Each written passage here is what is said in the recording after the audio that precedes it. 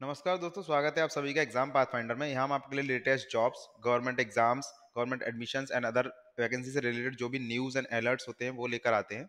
तो आज हम जिस बारे में बात करने वाले हैं, जैसा कि आप स्क्रीन पर देख सकते होंगे, ये है गेट। यानी कि जो एग्जाम होता है गेट, बहुत ही फेमस एग्जाम है। जितने भी टेक्निकल बैकग्राउंड के स्टूडेंट्स होते हैं या इंजीनियरिंग स्टूडेंट होते हैं उनको जरूर इस बारे में पता होगा। तो आज हम इस गेट के बारे में आपको पूरा एक्सप्लेन करेंगे कि गेट एग्जाम होता क्या है और कब होता है, कैसे अप्लाई कर सकते हैं। तो सारा एक्सप्लेनेशन आपको हम इसमें देंगे। तो वैसे आप हमारे इस बारे में सब कुछ जाके आप हमारी वेबसाइट जो है जैसे community.exampathfinder.com पर जाके आप इस इन्फॉर्मेशन बुलेटिन है इसकी, वो आप रीड भी कर सकते हैं। तो आज जैसे जैसा कि आप देख पा रहे हैं, जो गेट है उसकी फुल फॉर्म होती है graduate aptitude test in engineering. तो ये नेशनल एग्जाम होता है जो कि जॉइंटली कंडक्ट कराया जाता है 7 आईआईटी जो है और उसके अलावा आईआईएससी यानी कि इंडियन इंस्टीट्यूट ऑफ साइंसेस। तो ये जो 7 आईआईटी एंड आईआईएससी से मिलकर कराते हैं, यानी कि अल्टरनेट ईयर्स पे कराते हैं। कभी 7 आईआईटी में से एक, उसके बाद फिर आईआईएससी, ये सारे कराते हैं। और किसके बिहाफ पे? ये नेशनल कोऑर्डिनेशन बोर्ड के बिहाफ पे कराते हैं। यानी कि ये जो आता है, और ये गेट किसके अंडर आता है? डिपार्टमेंट ऑफ हायर एजुकेशन के अंडर आता है।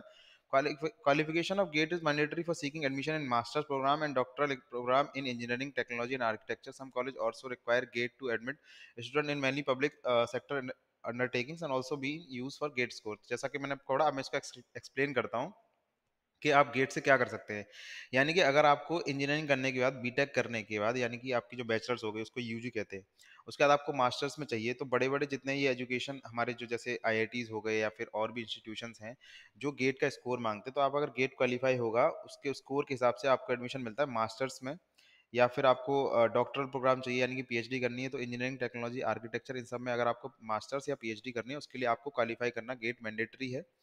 और कुछ कॉलेज ऐसे भी हैं जो गेट के स्कोर, जो मतलब आईआईटी वगैरह नहीं है यानी कि इंस्टीट्यूट ऑफ एमिनेंस नहीं है, लेकिन फिर भी वो गेट का स्कोर मांगते हैं। तो उसके अलावा बहुत सारी पीएसयूज हैं, जैसे कि मैं बात करूंगा इंडियन ऑयल, गेल, हिंदुस्तान पेट्रोलियम, ऐसी कुछ और भी बहुत सारी पीएसयूज हैं जो गेट के स्कोर के थ्रू हायर भी करती हैं। यानी कि अगर आपको इनमें जाना है तो वो गेट के थ्रू ही हायर करते हैं। कुछ सारी उनकी पोजीशंस होती हैं जो गेट के थ्रू ही होते हैं। तो यानी कि आप समझ सकते हैं गेट कितना इंपॉर्टेंट एग्जाम है।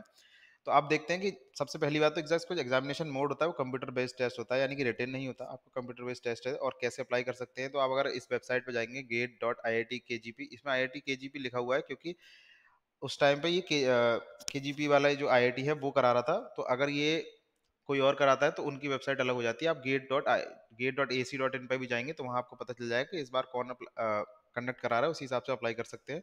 उसके बाद आप यहाँ पे अपना फोटोग्राफ, सिग्नेचर, डॉक्यूमेंट जो जो चाहिए वो यहाँ पे आप जैसे ही अपलोड करेंगे उसके बाद एप्लीकेशन फीस देनी होती है, और सारी ये चीज़ आपका स्टेटस है वो आपको दिख जाएगा और आप वहाँ से प्रिंट आउट कर सकते हैं। बात करते हैं कि एग्जाम पैटर्न क्या रहता है। तो ये 3 घंटे का एग्जाम होता है, ठीक है। उसमें 29 सब्जेक्ट होते हैं, और 29 सब्जेक्ट यानी कि आपका जो भी इंजीनियरिंग में पढ़ा होता है, अगर आपका जैसे बात करते हैं, अगर आपकी मैकेनिकल है ब्रांच तो मैकेनिकल के जो सब्जेक्ट्स होते हैं मेजर सब्जेक्ट, तो वो सारे 29 सब्जेक्ट आते हैं। अगर आपकी इलेक्ट्रिकल है तो वो सब्जेक्ट, सीएससी है तो सीएस के सब्जेक्ट, तो वो सारे सब्जेक्ट आते हैं। बात करते हैं सेक्शन वाइज, तो अगर सेक्शन है जैसे जनरल एप्टीट्यूड है प्लस कैंडिडेट सिलेक्टेड सब्जेक्ट है, यानी कि जनरल एप्टीट्यूड सबके लिए कॉमन है। सिलेक्टेड सब्जेक्ट बात करते हैं तो जो आपकी ब्रांच है वो, उसके नंबर ऑफ क्वेश्चन आते हैं तो 10 आते हैं जनरल एप्टीट्यूड के, पास 55 सब्जेक्ट आते हैं, 55 आपके सब्जेक्ट के क्वेश्चन आते हैं, यानी कि 65 टोटल क्वेश्चन आते हैं। अगर बात करें हम डिस्ट्रीब्यूशन ऑफ मार्क्स की, उसमें आती है general aptitude 15 marks plus engineering mathematics 13 marks plus subject question 72 marks, तो टोटल हो जाता है 100 मार्क्स। तो ये ऐसे ऐसे मार्क्स डिस्ट्रीब्यूटेड हैं।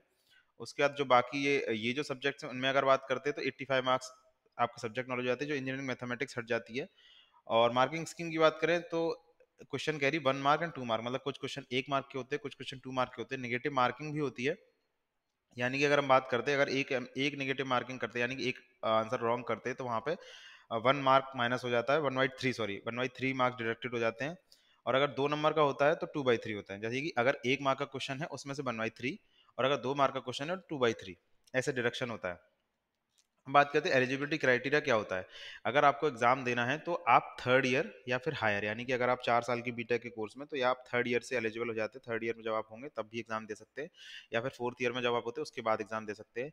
Candidate that has already completed any degree approved by government such as engineering, technology, architecture, अगर आप इनमें से कोई भी डिग्री है, जैसे आपकी इंजीनियरिंग की, टेक्नोलॉजी की, आर्किटेक्चर, साइंस, कॉमर्स, आर्ट्स, तो आप इनमें से कोई भी एक डिग्री अगर अप्रूव्ड, गवर्नमेंट अप्रूव्ड इंस्टीट्यूशन से कर चुके हैं तो आप गेट दे सकते हैं।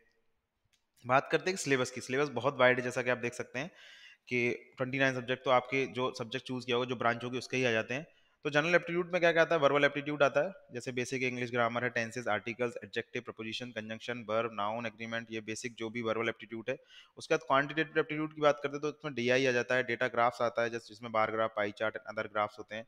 उसके बाद TD 2D and 3D plots आते हैं, मैप्स है, टेबल्स हैं, न्यूमेरिकल कंप्यूटेशन है, एस्टिमेशन है, रेशियोज, जो बेसिक क्वांटिटेटिव एप्टीट्यूड का जो है वो सारे आते हैं। उसके बाद बात करें एनालिटिक एप्टीट्यूड की, बात करते हैं उसमें logic, deduction and induction, analogy, numerical relations, reasoning. उसके बाद स्पेशल एप्टीट्यूड की बात करते हैं तो shape, transformation, translation, rotation, scaling, mirroring, assembling and grouping, paper folding, cutting. तो ये जो था ना जनरल एप्टीट्यूड जिसकी मैंने बात करी, ये सबके लिए कॉमन है। उसके बाद अगर आप बात करते हैं तो ये बाकी आपके सब्जेक्ट वाइज, यानी कि जो आपने चूज किया मैकेनिकल, सीएस, इलेक्ट्रिकल, उसके हिसाब से आपका वो सिलेबस जो आपके यूजी में था वो सारे सिलेबस आएंगे, तो वो आपको उसके हिसाब से आप देख लेंगे। उसके बाद अगर एग्जाम डे के इंस्ट्रक्शन की बात करें तो ये सब चीजें तो बेसिक हैं, आपके एडमिट कार्ड पे भी लिख के आती हैं। और एडमिट कार्ड पर ना भी लिखे हैं तो आपको ये चीजें खुद में सोचनी चाहिए। अगर आपको एग्जाम देने चाह रहे हो तो एटलीस्ट आप 90 मिनट की विंडो लेके चले, कि बाई चांस अगर ट्रैफिक होता है या कुछ और प्रॉब्लम होती है तो आप टाइम से पहुंच सके। उसके बाद आप एक नॉर्मल रो में जाएँगे, ये सब बेसिक है। और जैसे ये जब से कोविड आया है तब से ये भी हो गया कि आपका जो टेम्परेचर है वो 99.4 डिग्री फ़ारेनहाइट पर होना चाहिए। यानी कि आपको फ़ीवर वगैरह नहीं होना चाहिए। अगर फ़ीवर वगैरह है तो आप पहले से रिपोर्ट करें और जाके बताएँ, तो आपके लिए शायद हो सकता है कि आपको अलग से बैठा के एग्ज़ाम देने दिया जाए।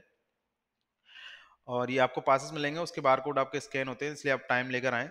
और फॉलोइंग आइटम्स आर अलाउड, यानी यही आइटम अलाउड है। देखिए, मास्क, ग्लव्स, पर्सनल बॉटल है ऑफ हैंड सैनिटाइजर। और आप कोशिश करिएगा जो आपका सैनिटाइजर या फिर बॉटल लेके जाते हैं वो ट्रांसपेरेंट हो। सिंपल पेन और pencil, personal transparent water bottle, जैसे मैंने कहा।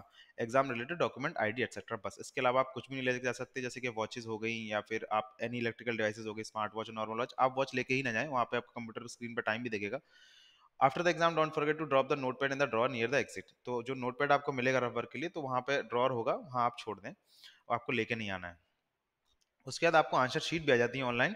तो जब आप एग्जाम दे देंगे उसके बाद आपको आंसर शीट आ जाएगी online and available through the exam portal. तो आप ऐसे जाएंगे, जब ऑफिशियल पोर्टल पर गेट के ऊपर जाएंगे, वहाँ आपको लिंक मिलेगा लॉगिन पेज का, अपने क्रेडेंशियल उसमें डालेंगे तो आंसर शीट आ जाएगी, ताकि आप वहाँ चेक कर सकें। और save it in device as PDF और फ्यूचर रेफरेंस, जैसे आपको अगर आगे करना है। जैसे अब अगर उसके बाद आंसर की भी आती है, और आंसर की आती है उसके बाद आप उसमें ऑब्जेक्शन भी कर सकते हैं। जैसे आपने आंसर की मिलाया, आपको लगता है कि ये मेरा सही था और मुझे नहीं दिया गया है, तो आप उसमें ऑब्जेक्शन कर सकते हो। एक विंडो दी जाती है, जैसे कि अगर बात करें कि ये लास्ट टाइम की थी, फेब 22 टू 25 दी गई थी। और सबसे बड़ी बात है कि आपको कंटेस्ट अगर आंसर करना है तो 500 रुपये पर क्वेश्चन का पेमेंट भी देना होता है, जो कि नॉन रिफंडेबल होती है। अगर आपका आंसर सही हो जाता है तो भी, और नहीं भी होता तो भी वो 500 रुपये आपको देने होंगे, वो उसको आप चेंज नहीं कर सकते, तो नॉन रिफंडेबल था।